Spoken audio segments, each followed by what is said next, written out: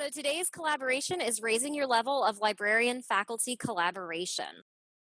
I am Christina Steffi, and my co-presenter today is Amy Snyder. So I am the Director of Library Services at Pennsylvania College of Health Sciences in Lancaster, which is South Central Pennsylvania area. In addition to my role as director, I work with the upper level undergraduate and graduate courses at our college, and I am also a liaison with the Pharmacy Residency Orientation Program, the Family Medicine Residency Orientation Program, and the Continuing Medical Education Department at our affiliated health system. Amy is the education librarian at PA College, and she works with all of the other undergraduate courses, as well as with the nurse residency program and the nursing evidence-based practice group at our affiliated health system.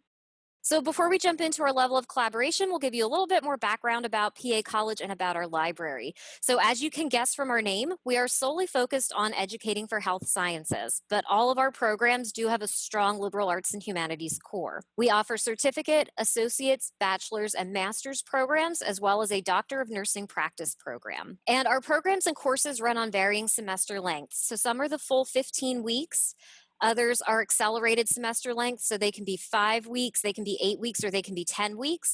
And all of our graduate programs are 12 weeks. In terms of delivery, we have some programs and courses that are 100% online, some that are 100% face-to-face under normal circumstances, and some that are normally hybrid.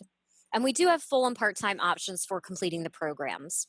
In terms of FTE and students, we have an FTE of about 1,500 with a head count of about 1,800, and that was as of the last numbers for fall, not taking into account spring numbers. So we do have a decent amount of students that are attending that are part-time and that are non-traditional. But whether the students are full-time traditional or part-time non-traditional, they have a lot of responsibilities outside of classes. So a lot of our students have families, whether that's children or whether that's living in a family unit and taking care of some extended family members. They're very busy that way. And our traditional students are also typically working. We are a 100% commuter campus, so we have some students and faculty that are very close to campus. Others commute a little over an hour each way. And of course, since we have 100% online programs, in addition to face-to-face, we have some students and faculty who don't ever live close enough to get to campus. And I mentioned an affiliated health system. So we are affiliated with Penn Medicine Lancaster General Health. And by that, I mean Pennsylvania College of Health Sciences is its own entity underneath the Lancaster General Health umbrella, which is underneath the Penn Medicine umbrella. Lancaster General Health is our primary clinical site, and in fact, our college used to be the Lancaster General Health School of Nursing. So we work very closely with LGH. The library serves Lancaster General Health. We share a budget with Lancaster General Health for the library, so some administrative things can get a bit complicated when it comes to working with LGH. But PA College only serves Lancaster General Health. We do not serve everybody else in the entire Penn Medicine system, nor do we get any assistance from anyone else in the Penn Medicine system. In terms of COVID operations, in March, our entire campus, including the library, became pretty much inaccessible unless you're there for a clinical simulation or otherwise have special permission to be on campus. The librarians and library staff, as well as other staff and faculty, have been working from home. And all of our didactic courses are 100% online, and that's for this fall and also for spring of 21. So any courses that were normally supposed to be face-to-face are required to have a synchronous component to them. And in terms of the health sciences library, we have a very small staff size. So it's one full-time director, that's me, 2 full-time librarians. So Amy is one of those full-time librarians, and we have another librarian, Scott. He handles our resources and acquisitions and systems. We have 2 to 3 library aides, and they are student employees. So sometimes those 2 to 3 library aides are very, very part-time. And they handle interlibrary loan and circulation. So when they're not working, the librarians pick up the slack with ILL and circulation. We have 1 physical location, so we are located inside of the Learning Commons at Pennsylvania College of Health Sciences. We used to have a location inside Lancaster General Health's main facility, but we don't have that anymore. Our resources are primarily digital, of course, given our population. We hardly have anything print because we have so many online programs.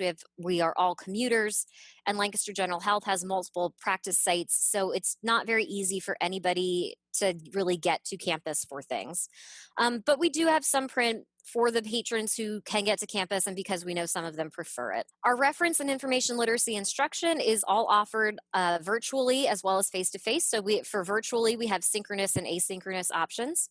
And since spring of 2015, we've really made an intentional, intentionally, let me reword that in proper English. We have intentionally focused on having virtual services that were just as strong as our face-to-face services. So now that you have some background on PA College and our library, let's talk about our different levels of librarian-faculty collaboration. Now, Amy and I came on board at PA College in October and November of 2015. We started less than a month apart. I was hired into an information literacy focused role at that time, as opposed to the director role. So she and I really collaborated very closely on getting these initiatives together. And when we were hired, the information literacy at PA College was very reactive. So by that I mean students and faculty had to approach the library. So they had to kind of know what they wanted and reach out to the library.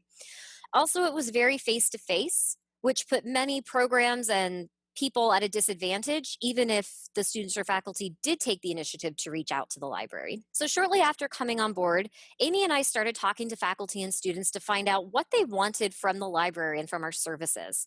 And we found out they wanted more. And what I mean by that is they wanted more librarian involvement in courses, they wanted more librarian assistance, and they wanted more virtual services. So Amy and I thought, okay, how do we reach faculty and students in programs that are 100% online, 100% face-to-face, and hybrid, in courses that are anywhere from 5 to 15 weeks in length, and in a way that is manageable for us, attractive to faculty, and accessible to students. So, super easy task there, right? But we gave this some thought, and we decided to implement an embedded librarian program. So we were very proactive, and we approached faculty with this and our ideas to collaborate. So our basic level of thinking for this program was to have the librarians embedded in the learning management system, because all courses, even the face-to-face courses, heavily utilize Blackboard for assignments, for information, for announcements, etc. So between classes, they're in Blackboard, even if they're face-to-face. So having us in the learning management system meant that students didn't have to leave there to contact us. So that was removing one of their barriers to contacting us. It also meant that faculty did not need to give up any precious class time or actually do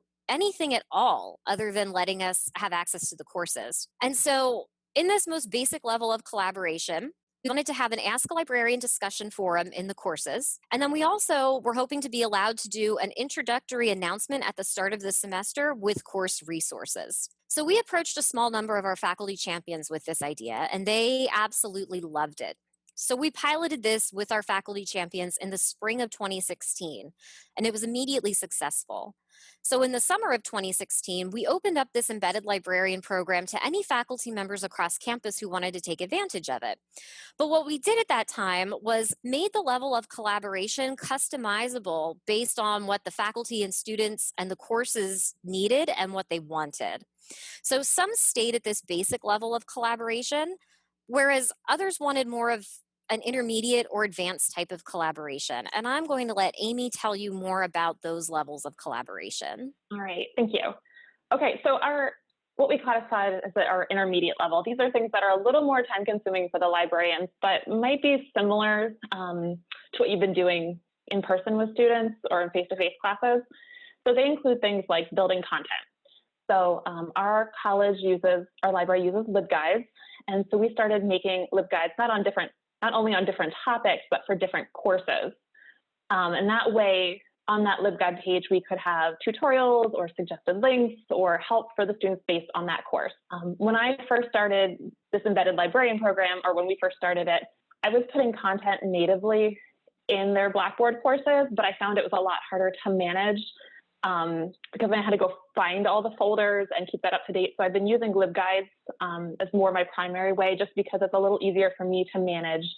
And if you've used LibGuides, if I update a link one place, it updates it all over. So I feel like every semester there's something that we're updating. This semester we went to the new APA edition, so it just helps manage it a little bit. There was some collaboration there trying to figure out where to put those resources as a point for the faculty and the students. I typically give people suggestions. If they have a specific assignment they're working on, it makes sense to put the library resources right at that point of need with that assignment. But in some courses, that information is needed throughout the course for different assignments, and so that might live somewhere else. But it is their course, and some faculty do have preferences of where they want things, so it's just a point of conversation to see where they want things. We've started using LibWizard tutorials, which is another product from SpringShare.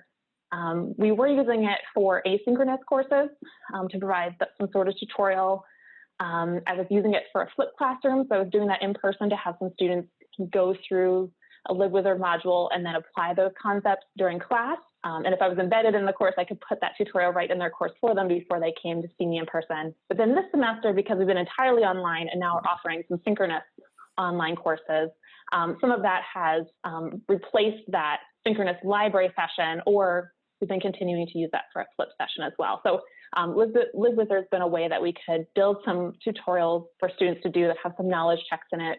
We can embed images and videos and things in it and get content to them that way. And then Christina's been working with our Doctorate of Nursing program to create some mini research videos that she's working to embed across their curriculum in specific courses where they make sense.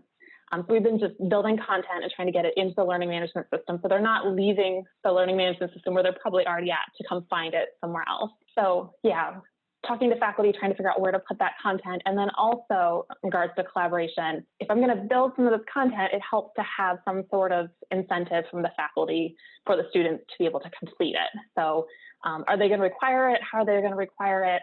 How are we going to assess that they're learning things? That kind of thing. So that's all a conversation.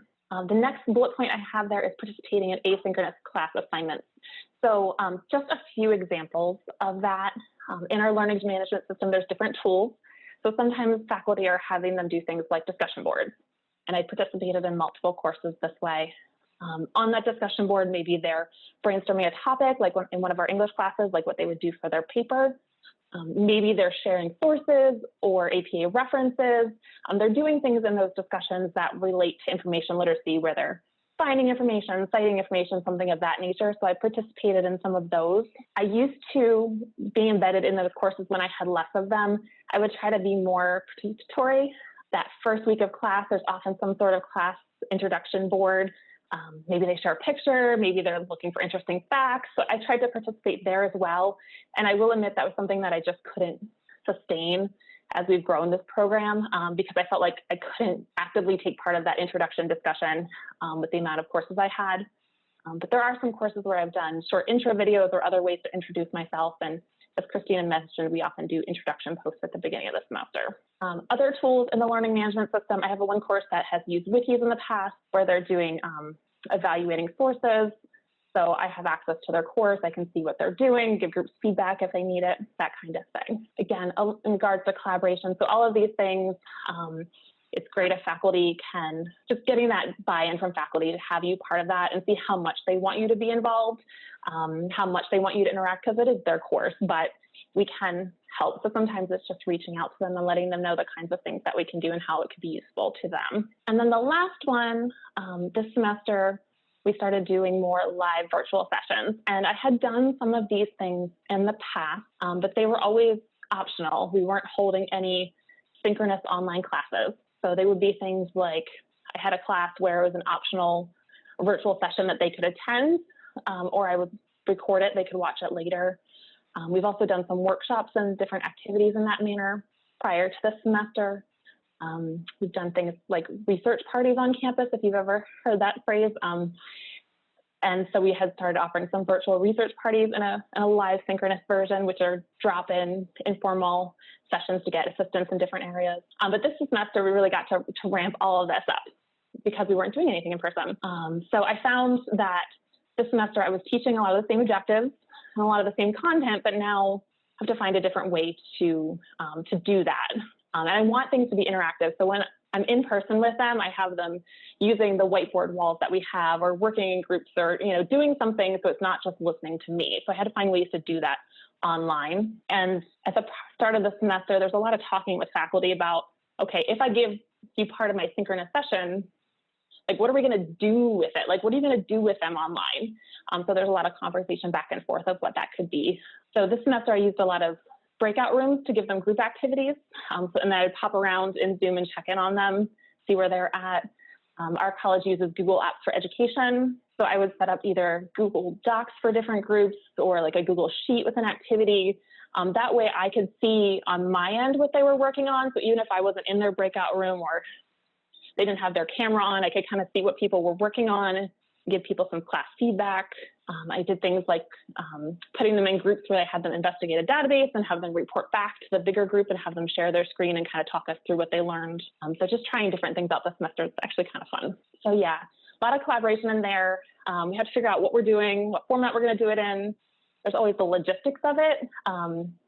You know, I have my Zoom account set up a certain way, so I have certain things enabled, like anyone that logs into my Zoom account can share their screen, but just making sure that I'm going into someone else's class and how they have things set up and what I might need and how I might need to be able to use things. Okay, so the next slide. And then this slide is kind of more advanced level. This isn't the stuff that we're doing on a day-to-day basis, but it's some of the things that we have been involved in. So course creation. I've been involved in two. I helped to develop a digital foundation course that then has morphed into our first year seminar. So I was involved in both of those.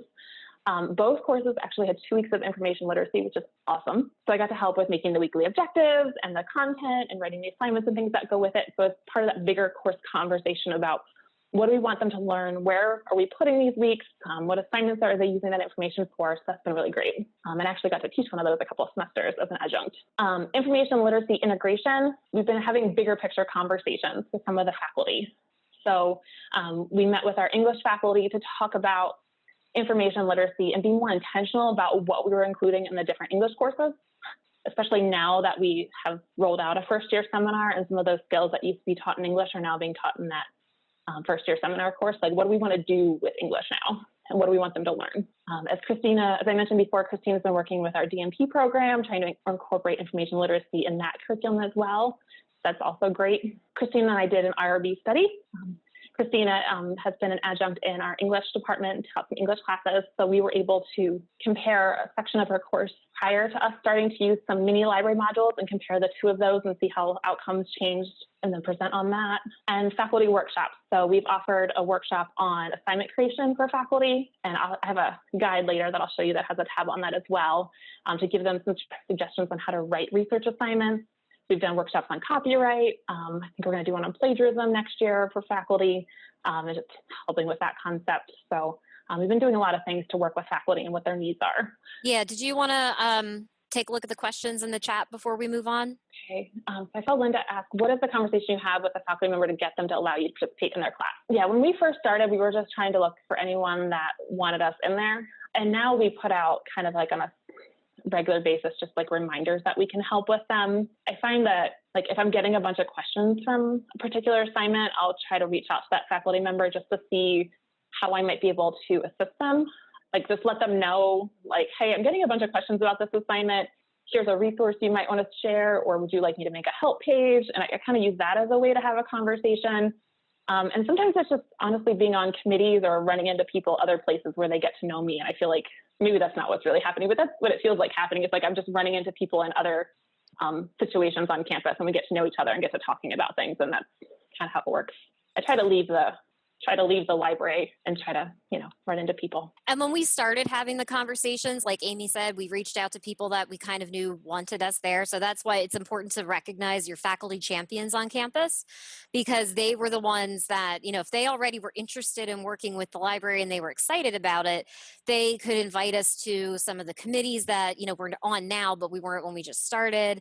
And then they would help us start the conversations with other faculty members. And like Amy said, when you have evidence of, we're getting a lot of questions from your class about this concept, can we help you? And not in a way that it's like, we need to fix it for you because you're not teaching it right, but in a way that it's like, can we help you out here? Can we make your life a little bit easier? Can we address this concept now so that you're not taking off points? Like for APA was a big problem that a lot of students had, so you don't have to take off points with grading APA. You don't have to trouble yourself with that. So you can focus on the bigger picture issues instead.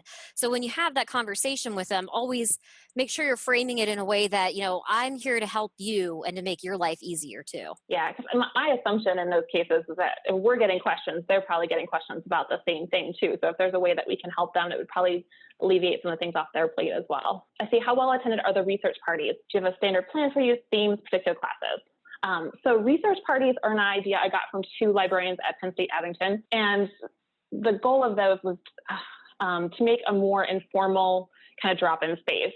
Like if you think of a party, you don't think of like a workshop or something. Can't think of the right word I want to phrase. Like you don't have to, like it's more fun. It's a party. So trying to frame it in that way. When we're on campus, we have snacks.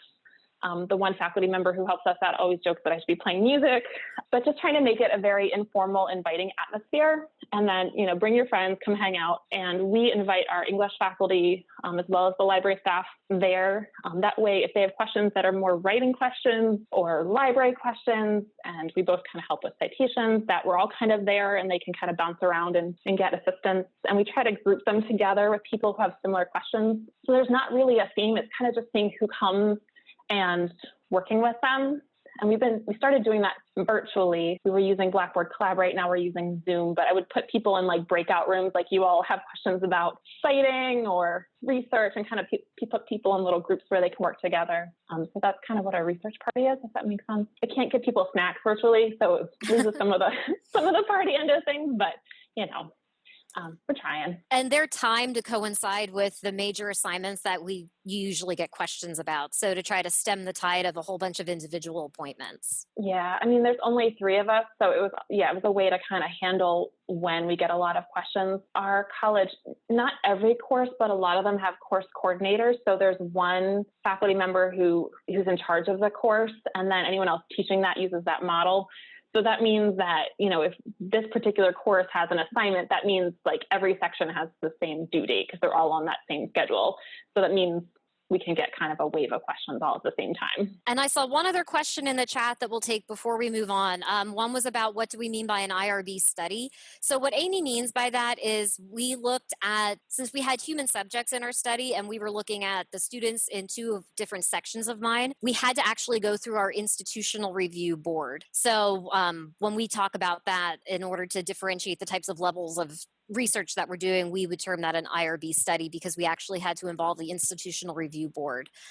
So it wasn't that we did anything with the IRB in terms of teaching people about the IRB's role or anything in research. It was just that we actually had to go through the board. Yeah, it's a nice way to be able to look at that 2 sets of data and see how the changes we're doing affect things. All right, so I'm going to move on to talk about hospital support. So as I mentioned earlier, we have a relationship with Lancaster General Health, and we applied a lot of the same concepts from our faculty librarian collaboration to collaborating with LGH to provide them with education. So we were very proactive and we approached them with our ideas. We didn't wait for anybody at LGH to come to us and ask for our help. And we wanted to really make it convenient with giving them virtual and face-to-face options because, again, they're busy. They're in all different departments and all different practice groups all over different areas of different counties. So it wasn't feasible for them to get to us or for even us to go to them in a lot of cases. So we've worked with residencies at Lancaster General Health. So we, pre-COVID, we worked face-to-face with nurse residency and with the pharmacy residency orientation program. During COVID, we added the family medicine residencies orientation because they moved that virtually, so we started working with them. And we helped to move the orientation for the pharmacy residency virtually as well. We also just got approval to offer continuing medical education or CME credits for library sessions. So we are going to start out by offering these CME sessions virtually, obviously because of everything with COVID. In the future, it would be really great if we could have face-to-face as an option, but still, of course, continue to have virtual as an option as well. An initiative that we started a little while ago, which we'd like to kind of revamp and get going again because it kind of waned a little bit, was called On the Road Information Literacy. And so in On the Road Information Literacy, we went to different groups and different departments and talked to them about the library.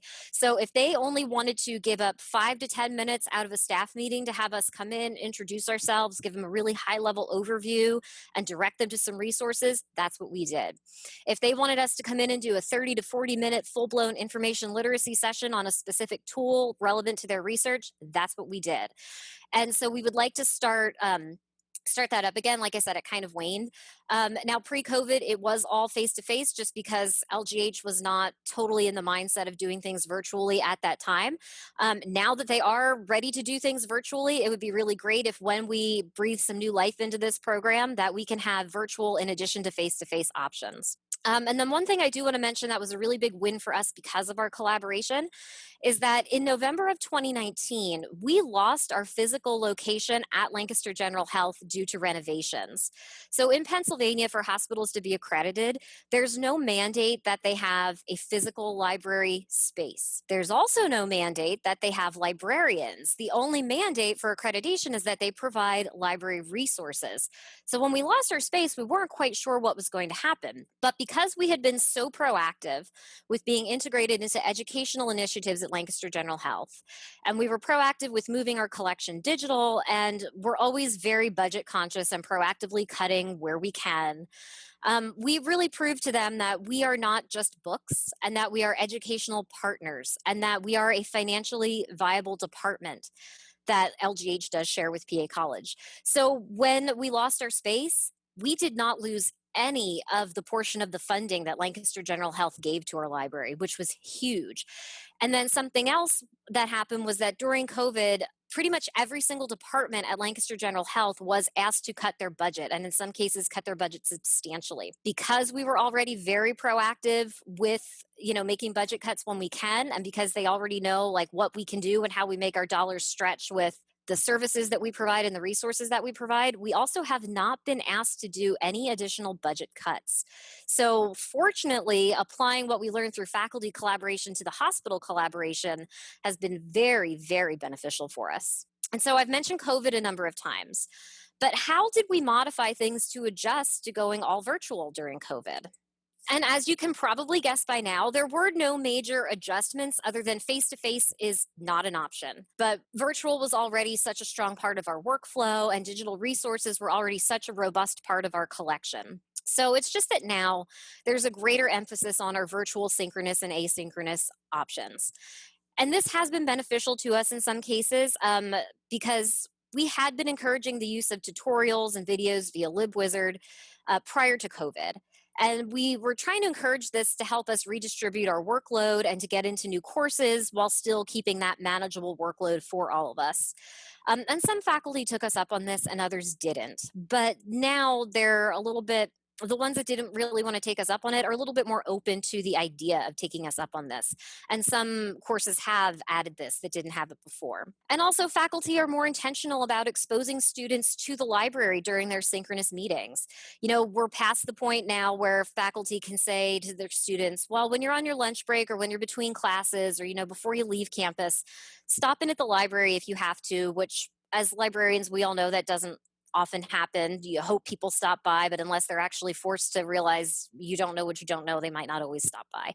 Also, with our student population, like I said, a lot of them had responsibilities that kept them from being able to really do that. So now that the faculty members can't rely on that serendipity of you're in the same place, so likely you will stop into the library. They're very much more intentional about making sure that we get in front of students and we talk about our resources and services so they know what we have. And we really hope that that continues after we are back to campus, which at this point will probably happen in the summer, and as we start to figure out what the new normal is going to look like. And also, as I mentioned previously, during COVID, we picked up the Family Medicine Residency Orientation Program. So COVID was kind of our in with that because that orientation for the Family Medicine Residency was face-to-face. It wasn't a very robust orientation. And so when they decided to move it online, they realized that they needed to strengthen the orientation and add more things to it. And they actually asked the library to be part of that orientation and to create some virtual modules for it. And I will let Amy take it away to finish out the presentation. Okay, so where to go from here? So we've been sharing our experiences and just kind of throwing out all sorts of things that we've been doing. But I kind of assumed that there would be people in the room who had experience or have ideas or things they've been wanting to try. So I'm going to put a link in that chat box. I put together a Padlet page. I didn't separate it into levels the way we did it because I didn't want you to have to think about is this like a low level kind of foot in the door kind of thing or not. But I put a column for ideas for synchronous collaboration or working with classes, asynchronous, and then just other faculty librarian collaboration ideas. And I put some samples on there, but I just kind of want to see what experience you have, if you have any thoughts, maybe this brought some ideas forward, but I feel like we can all kind of crowdsource and learn from each other. Yeah, and I do have some closing thoughts and some other things to share then at the end, but if you have any questions too, feel free to throw them in the chat box. All right, so handouts, for students to fill out. Oh, and then send you to go over during the following class. Great. Library guides with supplemental readings, library continuing education, working with faculty members to create library guides, embedded tutorials. Yeah, we've seen our library guide statistics go up quite a bit for certain classes in the last academic year. And it's great to have that supplemental material there because there are things that you just will never be able to have time to cover in classes. And so knowing that that's there, that's a great resource that faculty tend to recommend the students back to quite a bit in our experience. Yeah, and if you do something that's not static, if you use some sort of tool that you can update on your end, whether it's LibGuides or something else, if you find you're getting questions about something, it's a great way to go and be like, oh, getting a lot of questions on how to cite this kind of source from this class, I can go put an example in it, and can be just a dynamic thing that you keep editing. Yes, creating that conversation about improving instruction, that is so important. And this didn't come up on one of our slides, but we do frequently, in a more informal way, touch base with our faculty members to find out what's worked well and what hasn't worked well so that we can go back and we can continue to refine our embedded librarian program in general and what we're doing for the specific courses. Yeah, I try to be proactive in reaching out to the faculty. So instead of waiting for them to ask for me to be in the next semester course, like especially right now, I'm emailing them just to touch base. So, hey, I see you're teaching this course again next semester. Would you like to have me involved again? Are you noticing any student issues that I should try to address differently next time? If there's something different I did, I'll ask for feedback on that. Hey, I put together a different tutorial on this topic. Did you notice any difference in whatever I was trying to address? Just to try to keep that line of communication open. And I don't always get feedback, but sometimes I do. And then a Q&A session. Yep. Shall we go back to the presentation to finish up? Sounds good to me. Yeah. So I had tried to think about some takeaways, some things, we've been doing this for 4-ish plus years at this point. Just some things, some advice. So the first one is start where you have connections. So, who do you already have inroads with? Who maybe you've had a good relationship with, maybe starting there. Again, we kind of just, because we were new, we ended up throwing it out to a lot of people at the beginning just to see what would take. But you might have some faculty in mind that be willing to try and experiment something with you, and that could be a great thing to do. So, start where you have connections. My next takeaway point, don't assume. So I don't like to assume that faculty know what we can teach and what we can do. So if they request an information literacy session, I obviously listen to what it is that they're hoping that I do, but I view it as more as a conversation. So trying to ask, if this is an assignment they've done in the past, are there things that your students have struggled with before? I ask to see the assignment, I give suggestions. So I view it as more as a conversation and not assuming that they know what we want to do and letting them tell me what exactly they want or trying to ask them what they want. Because there might be things that we could teach or do that they hadn't thought of before, which kind of leads into my next one, which is be prepared. So I don't know about your institution, but you might have that your college posts syllabi somewhere that everyone can see them. Maybe there's a course catalog where you can read descriptions.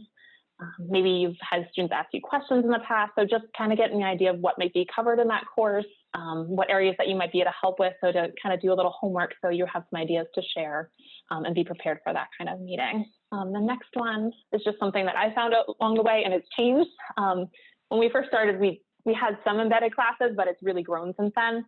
So finding an organizational system that works for you.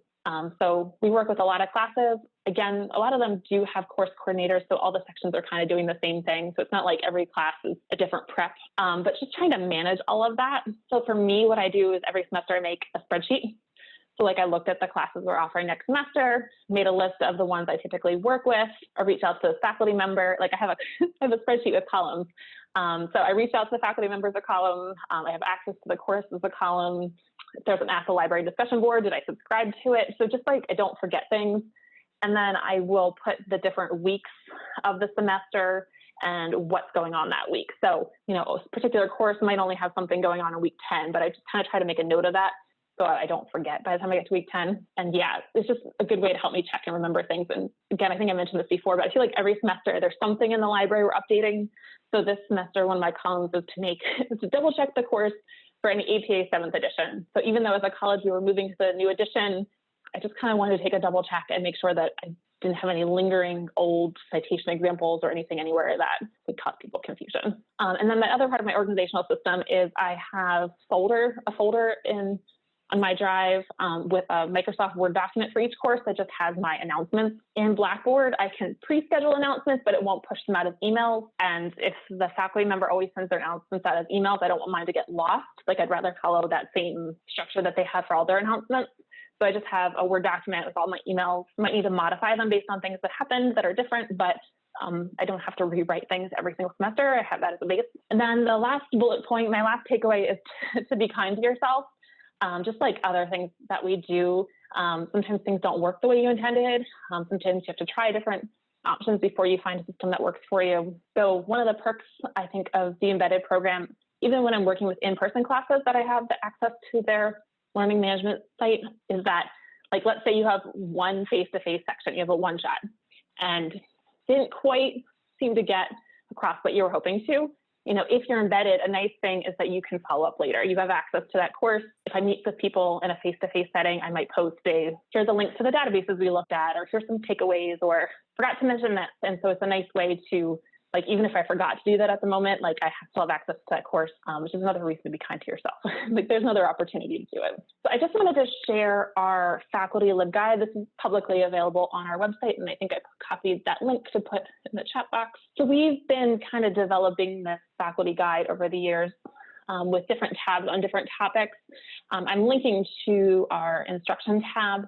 This doesn't list everything that we talked about in the presentation, but it just kind of gives faculty some ideas of the things that we can do, just to get an idea of the kinds of things, again, that we can do. So assignment support, things like making a help page for your class, making tutorials, open lab time. Like, if you're giving your students time in class to work on an assignment and it involves searching, like, we can come hang out and help field questions while you're there. So some things that they might not have thought about. This doesn't really list the advanced level type things. It's more just, you know, some of the more basic things, but it's a bunch of options that are there.